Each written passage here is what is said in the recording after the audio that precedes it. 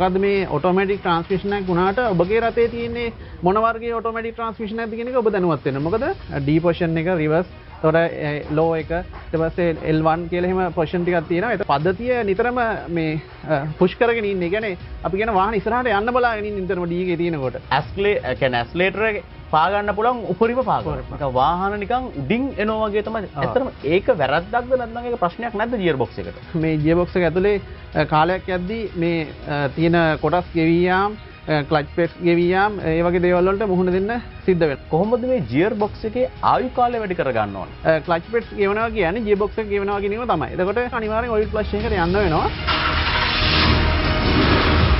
අද අපි ඇවිල්ලා තින්නේ Elpitiya Eranga Auto Hybrid Repair Center එකේ අධිපතිතුමා හොයාගෙන. මුලින්ම ඉන්නවා Eranga. අයිබෝන් කියලා පිළිගන්නවා. අයිබෝන්. මේ ඔටෝ ගියර් පද්ධතියක් හිමි වාහන හිමිකරුවන් මොනවද මේ කරන වැරදි? වාහනේ ඔටෝමැටික් ගියර් බොක්ස් පද්ධතිය සහිත වාහනයක ඒකේ අපි කියනවා ඔයිල් මාරු කිරීම. ඒ කියන්නේ අපි කියනවා කිලෝමීටර් 40000කදී මේක ඔයිල් මේන්ටේන් එකක් කරන්න කියලා. එතකොට ඒ ක්‍රියාවලිය මේ නොකිරීම තමයි නියමිත දුරකදී නොකිරීම තමයි ප්‍රධානම කරන වැරද්ද හැටියට මම දකින්නේ. ඒ හැරුණෙන් පස්සේ යාගේ භාවිතයේදී මේ ගමනාගමනයේදී ට්‍රැෆික් එකකදී යා කොහොමද ඒක හරියට මේන්ටේන් කරන්න ඕන? ඒකත් ප්‍රධානම කාරණයක්. මොකද මේ ඔටෝමැටික් ගියර් බොක්ස් සහිත රථයක් අපි පාවිච්චි කරනකොට ඒකදී අපි විශේෂයෙන්ම සැලකිලිමත් යුතු කරුණු තියෙනවා. මොකද ඒක ඒ කරුණ හේතු වෙනවා මේ ගියර් බොක්ස් එකේ ආයු කාලය වැඩි කර ගැනීමට.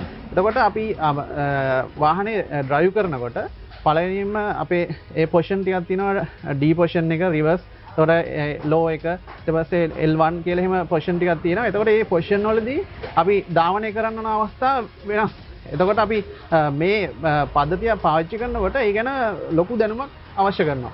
මොකද අර අපි මැනුවල් ගියර් බොක්ස් සහිත මැනුවල් ගියර් බොක්ස් සහිත රථයක් ධාවනය කරනවා වගේ නෙමෙයි මේ ඔටෝමැටික් ගියර් බොක්ස් සහිත රථයක් ධාවනය කරනකොට. එතකොට ඒකෙදි අපිට අවශ්‍ය කරන කන්ඩිෂන් ටිකක් තියෙනවා. එතකොට අපි ට්‍රැෆික් එක ධාවනය කරනවා නම් අපි ට්‍රැෆික් එකේදී ගොඩක් වෙලා අපි වාහනේ නතර කරගෙන සිටින්නට වුණොත් අනිවාර්යයෙන්ම අපි නියුට්‍රල් අවස්ථාවට වාහනේ මේ යොදන්න ඕන. එතකොට ඒ යෙදුවෙන් පස්සේ තමයි ඒ අර අපි කියනවා මේ පද්ධතිය නිතරම මේ පුෂ් කරගෙන ඉන්නේ. ඒ කියන්නේ අපි කියන වාහන ඉස්සරහට යන්න බලාගෙන ඉන්නේ නිතරම D එකේ තියෙනකොට. එතකොට ඒ D එකේ තියෙනකොට ඒ ඉස්සරහට යන්න බලන අවස්ථාවේදී අර ලොකු ප්‍රෙෂර් එකක් ඇතුලේ බිල්ඩ් අප් වෙලා තියෙනවා. එතකොට බිල්ඩ් අප් වෙලා තියෙද්දි අපි බ්‍රේක් කරගෙන ඉන්නවා කියන්නේ අර වාහනේ ගියර් බොක්ස් එක ඇතුලේ මේක මෙයා නිකන් බෑක් ෆයර් එකක් එනවා. ඔව් බෑක් අපිට මේ පවර් එකක් අපිට ගියර් බොක්ස් එක ඇතුලේ නිර්මාණය වෙනවා. එතකොට මේ නිර්මාණය එහෙම නොවෙන්න නම් අනිවාර්යෙන් නියුට්‍රල් අවස්ථාවට වාහනේ යොදන්න ඕනේ. නියුට්‍රල්ව පාගින්න අවස්ථාවට. ඒක තමයි ප්‍රධානම කාරණේ. වාහනේ පණ ගන්නු සෙනෙන් D එකට දාලා ඇස්ලේටර් එක පා ගන්න පුළුවන් උපරිම පා ගන්න. නිකන් වාහන නිකන් උඩින් එනවා වගේ තමයි. ඇත්තටම ඒක වැරද්දක්ද නැත්නම් ඒක ප්‍රශ්නයක් නැද්ද ගියර් බොක්ස් එකට? නෑ ඒක ලොකු ප්‍රශ්නයක් වෙනවා. මොකද අපි නවත්තලා තියෙන අවස්ථාව කියන්නේ වාහනේ සම්පූර්ණ කියන්නේ මූව් වෙන්නේ නැති අවස්ථාවක්. එතකොට ඒකේ වාහනේ අපි කොහොමත් මැනුවල් ගියර් එකක වුණත් අපිට වාහනේ එකපාරටම කියන්නේ පිකප් කරලා ගන්නකොට ඒකේ අර බලය මේක මේ සම්ප්‍රේෂණය වීමේ ප්‍රශ්නයක් එනවා. එතකොට ඒක ඝට්ටනයක්. එතකොට මේ ඝට්ටනය නවත්තන නම් වාහනේ අපි ස්මූත්ව ධාවනය ආරම්භ කරන්න ඕන. පළවෙනි ගියරේ සිට. ඒක තමයි ප්‍රධානම කාරණය. නැති වුණොත් අපිට සිද්ධ වෙනවා මේ ගියර් බොක්ස් එක ඇතුලේ කාලයක් යද්දී මේ තියෙන කොටස් ගෙවී යාම ක්ලච් ප්ලේට්ස් ගෙවී යාම ඒ වගේ දේවල් වලට මුහුණ දෙන්න සිද්ධ වෙනවා. ඒ නිසා පළවෙනි ධාවන අවස්ථාවේදී වාහනය ඊටාම ස්මූත්ව ධාවනය කිරීම අනිවාර්ය කාරණයක් වෙනවා.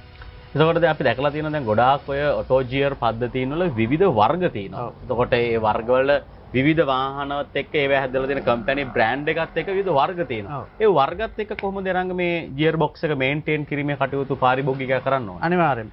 ඒ සම්බන්ධයෙන් තමන්ගේ තියෙන වාහනය ගැන ඔබ අනිවාර්යෙන් ටෙක්නීෂියන් කෙනෙක් හරහා දැනුවත් වෙන්න. මොකද මේ ඔටෝමැටික් ට්‍රාන්ස්මිෂන් එකක් වුණාට ඔබගේ රථයේ තියෙන්නේ මොන වර්ගයේ ඔටෝමැටික් ට්‍රාන්ස්මිෂන් එකක්ද කියන එක ඔබ දැනුවත් වෙන්න. මොකද ඔබ අනිවාර්යයෙන්ම මේ මම කියන කාරණා වර්ග ගොඩක් තියෙනවා. එතකොට ඒවට අදාළ කරුණු මම වෙන වෙනම කියන්නම්. පළවෙනිම අපි ගත්තොත් ඔටෝමැටික් ගියර් බොක්ස් සහිත රථයක් ගත්තොත් ඒ වගේ තියෙනවා සාමාන්‍ය ඔටෝමැටික් ගියර් බොක්ස් සහිත රථය තියෙනවා. එතකොට ඒකෙදි ඒක හඳුනා ගැනීමේ ක්‍රම මම පසුව කියන්නම්. එතකොට ඒ වගේම තියෙනවා CVT ගියර් බොක්ස් සහිත රථ. එතකොට ඒවට අපි කියනවා constant velocity ගියර් බොක්ස් කියලා. එතකොට ඒ හැරුණාම දැන් අලුතින්ම ඇවිල්ලා තියෙනවා ට්‍රිප්ටොනික් ගියර් බොක්ස් සහිත රථ. එතකොට හයිබ්‍රිඩ් පැත්තට ගියාම අපි කියනවා Honda වාහනයක් ගත්තොත් Honda dual clutch සහිත රථයක් කියනවා. එතකොට ඒකේ භාවිතා වෙන්නේ ඔටෝමැටික් ගියර් එකක්. හැබැයි ඒක ඇත්තටම ගත්තොත් manual transmission එකක්. ඒ වගේ මේන්ටේනන්ස් ක්‍රම වෙනස්. ඒ වගේම ඒවට යොදන ඔයිල් වර්ගත් ගොඩක් වෙනස්. එතකොට ඒ වගේ නඩත්තු කිරීම සහ ධාවනයේදී අපි ගත යුතු නිවැරදි ක්‍රමවේදත් වෙනස්. ඒ නිසා ඒක අපි සම්පූර්ණයෙන් දැනුවත්භාවයකට ලක් වෙන්න අවශ්‍යයි.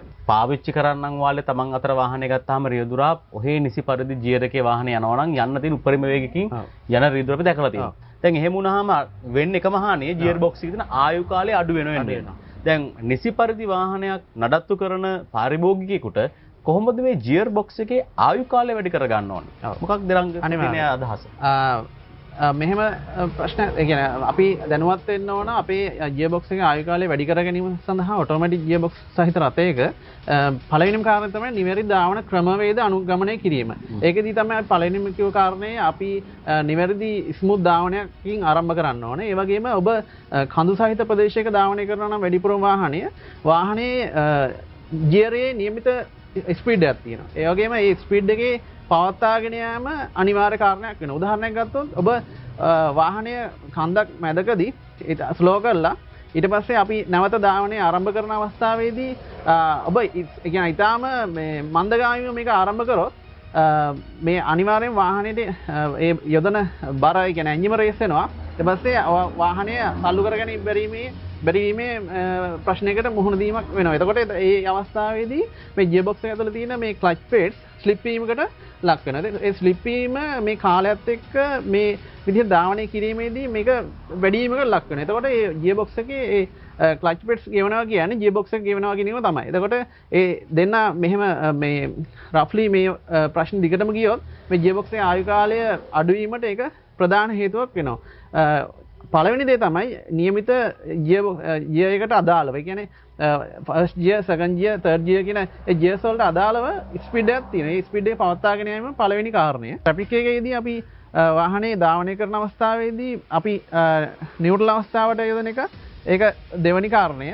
ගියර් බොක්ස් එක ගත්තාන් පස්සේ ගියර් බොක්ස් එකේ තියෙනවා ගියර් ඔයිල්. එතකොට ඒ ගියර් ඔයිල් වැඩ කරන වර්කින් ටෙම්පරේචර් එකක් තියෙනවා. ඒ ටෙම්පරේචර් එක අප් කරගන්න ඒ ගියර් බොක්ස් එකෙන් එනවා අපිට රේඩියේටර් සඳහා වෙනම ගියර් ඔයිල් පාත් එකක්. එතකොට මේ ගියර් ඔයිල් පාත් එක වෙනම රේඩියේටර් තියෙන ටැංක් එකක් හරහා තමයි ගමන් කරන්නේ. එතකොට ඒකෙදී ප්‍රධාන අරමුණු දෙකක් තියෙනවා. එකක් තමයි උදේට අපි ස්ටාර්ට් කරන එක. ඒක කෝල්ඩ් අවස්ථාව කියලා කියනවා. මේ කෝල්ඩ් අවස්ථාවේදී පළවෙනිම කාරණය තමයි ගියර් ඔයිල් සාමාන්‍ය ප්‍රමාණයක රත් වෙන්න ඕනේ. නැත්නම් මේ ගියර් ස්මූත්ලි චේන්ජ් වීම වෙන්නේ නැහැ. ඒ නිසා ඒකෙදී අපි වාහනය මේ එන්ජිම නියමිත ප්‍රමාණයට වෝම් අප් කිරීම කරන්න ඕනේ. මොකද එන්ජිමේ තියෙන වෝටර් වලින් තමයි මේ රේඩියේටර් හරහා ගිහිල්ලා මේ ඔයිල් ප්‍රමාණය රත් කරන්නේ. එතකොට ඒ රත් කිරීමෙන් පසුව එන්ජිමේ තියෙන වර්කින් ටෙම්පරේචර් එක. එතකොට ඒ ටෙම්පරේචර් එක ඉක්මනට ඉහළ යනවා කියන්නේ ගියර් ඔයිල් වල වර්කින් ටෙම්පරේචර් එකත් ඉහළ යනවා. එතකොට ඒ ඉහළ ගිහිල්ලා මේ ගියර් බොක්ස් එකේ කාර්යයට අවශ්‍ය කරන අර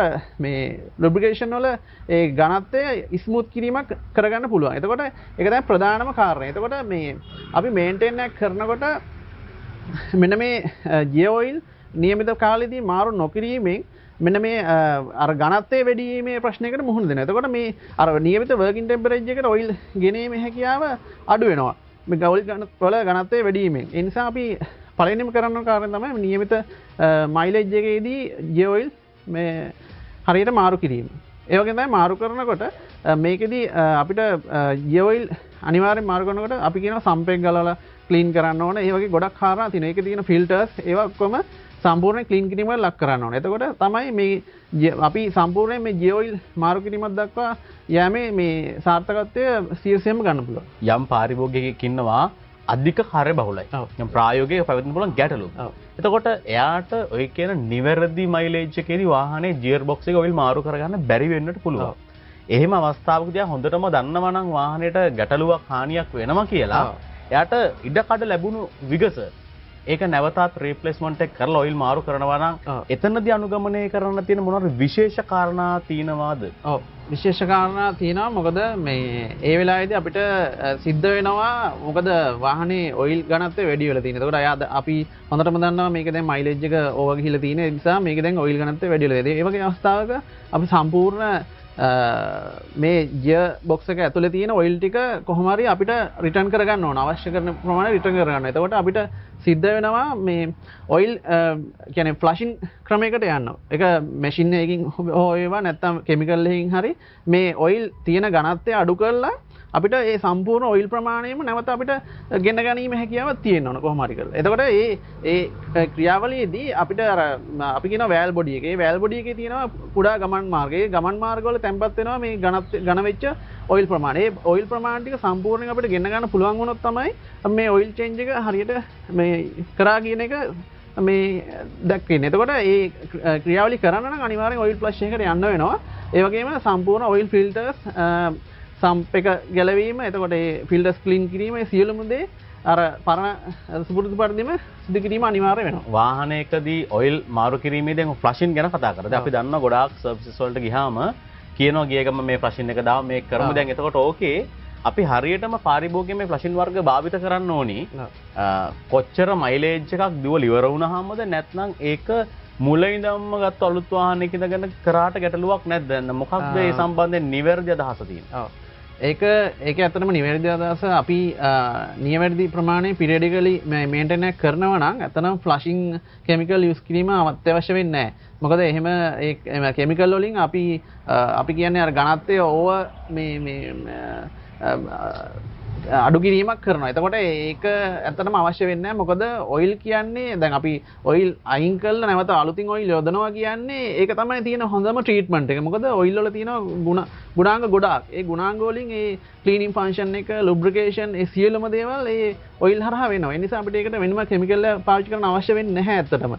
අපිට ඒක කෙමිකල් පාවිච්චි කරන්න අත්‍යවශ්‍ය වෙන්නේ ඔයිල් ගොඩාක් ඝන අවස්ථාවකට පත් වුණොත්. ඒ නිසා ඒක උදව්වක් වෙනවා. නැත්නම් ඇතුලේ තියෙන ඔයිල් ප්‍රමාණය අපිට දිය කර ගැනීම හැකියාවක් නැහැ ඝන වෙලා තියෙන. ඒ නිසා ඒ ටික සම්පූර්ණයෙන් ඉවත් කර ගන්න නම් කෙමිකල් එක පාවිච්චි කරනවා. ඒ හැර අනවශ්‍ය විදිහට මේ කෙමිකල්ස් පාවිච්චි කිරීම නිර්දේශ කරලා නැහැ මේ ආයතන වලින්. මේ මොටරත නිෂ්පාදන ආයතන වලින්. ඒ නිසා ඒක අත්‍යවශ්‍ය කාර්යයක් නොවේ. දැන් එතකොට එරංග දැන් ඔය ෆ්ලෂින් වලදී සමහරක් අය හිතන් ඉන්නවා මේ ඔයිල් වල තියෙන ඝනත්වය කියන ඔයිල් නම්බර් එක මාරු කරනවා. දැන් උතන්දී මයිලේජ් එකත් එක්කද මේකේ තියෙන ඝනත්වය මාරු කරන්න ඕනේ? එහෙම නැත්නම් කොහොමද ෆ්ලෂින් එකත් එක්ක මොන ආකාරයකටද මේකේ ඔයිල් නම්බර්ස් මාරු කරන්න ඕනේ? ඇත්තටම හොඳ ප්‍රශ්නයක්. ඒකෙදී අපි කරන්න ඕනේ මේ ඔයිල් ෆ්ලෂින් එකත් එක්ක මේ පිරියඩිකලි මේන්ටේන් කරනකොට මේ ඒක නම්බර් එක මාරු කිරීම අත්‍යවශ්‍ය නැහැ. මොකද අපි ඒකෙදී අපි බලාපොරොත්තු වෙන දේ තමයි ඔයිල් ඝන අඩු හේක සිට ඝන වැඩි හේක දක්වා යෑම. ඒක උදාහරණයක් විදිහට ගත්තොත් අපි Toyota Prius සඳහා එන්ජිම සඳහා යොදනවා 0W10 කියන ඔයිල් එක. එතකොට අපි ඊට පස්සේ කියනවා මයිලේජ් එක ලක්ෂයක් ගියාන් පස්සේ අපි 0W20 වගේ යොදන්න ඕන කියලා. ඒ වගේ අර මේ රෙකමන්ඩේෂන් එක ඒක ඒ හැර ෆ්ලෂින් එකකදී පස්සේ ඝන ඔයිල් එකක් යොදනවා කියන එක රෙකමන්ඩේෂන් එකක් නෙවෙයි. ඒ නිසා අපි අනිවාර්යෙන් මේ ඔයිල් ඝනත්වය වැඩි එකක් යොදනවා නම් අපි කරන්න ඕනේ ඒක මයිලේජ් එකත් එක්ක තීරණය කරන්න ඕන කාලය. සමහරට ඒක සමහර වාහනෙන් වාහනට මේක වෙනස් වෙනවා. ඒක අපිට කිලෝමීටර් ලක්ෂයක් කිව්වට ඒක අපි ලක්ෂයකින් පස්සේ මාරු නොකරා කියලා ඒ ඝනත්වය ඒකින් කිසිම හානියක් වහන්න වෙන්නේ නැහැ. එකම දේ වෙන්න පුළුවන් අපිට මයිලේජ් එක අපි 5000 දුවනවා නම් සාමාන්‍යයෙන් 0W10 දාලා ඊට පස්සේ අපි ඒකමයි ලක්ෂයකින් පස්සේ පාවිච්චි කරනවා නම් ඔන්න අපිට අර කලින් කිලෝමීටර් 5000 කියන දුරට යන්න බැරි වෙන්න පුළුවන්. ඊට කලින් අපි ඔයිල් එක මේ ක්වොලිටි එක බාල වෙන්න පුළුවන්. ඒ වගේ අවස්ථාවක හැර අත්‍යවශ්‍ය කාරණේ මේ අනවශ්‍ය විදිහට ඔයිල් ඝනත්වය වෙනස් කිරීමේ ක්‍රියාවලියකට යෑම සුසු වෙන්නේ නැහැ. ඇතර මම හිතන්නේ ඒ අදහස් ටිකත් එක්ක පාරිභෝගික ඔබට පැහැදිලි කොහොමද ඔටෝ ජියර් පද්ධතියක් තියෙන වාහනයක් නිසි පරිදි නඩත්තු කරගෙන වාහනේ ජියර් බොක්ස් එක වගේ වාහනේ තියෙන ආයු කාලයත් රැකගෙන ඒකත් වැඩි කරගෙන ඔබේ පසුම්බිය මුදල් ඉතිරියත් වැඩි කර ගැනීමේ අදහස් ගණනාවක් අද දවසේ රංග අපිත් එක්ක සාකච්ඡා කළා ලබා දුන්නා. ඉතින් බොහොමත් ස්තුතියි. ඒ වෙනුවෙන් අපිත් එක්ක එකතු වීම සම්බන්ධයෙන් ඉතින් අපි ඔබටත් ආරාධනා කරනවා ඔබට මේ වාහන සම්බන්ධයෙන් භාවිතයේ තියෙන ගැටලු තියෙනවා නම් ඒවා ද ගැරේජ් අපේ නාලිකාවේ පහලින් කමෙන්ට් කරන්න. මේ වගේම ගැටලු තියෙන තවත් ඔබේ යාළුවන්ට මේක දැක ගැනීම සඳහා මේ වැඩසටහන ෂෙයා කරන්න ඔබේ අදහස් ලයික් කරලා අපිට එකතු කරන්න ආරාධනාව කරමින් අපි තවත් දවසක අලුත් වැඩසටහනකින් හමු වෙන බලාපොරොත්තු වෙන අපි සමුගන්නම්. සියලු දෙනාටම සම්මා සම්බුත් සරණයි.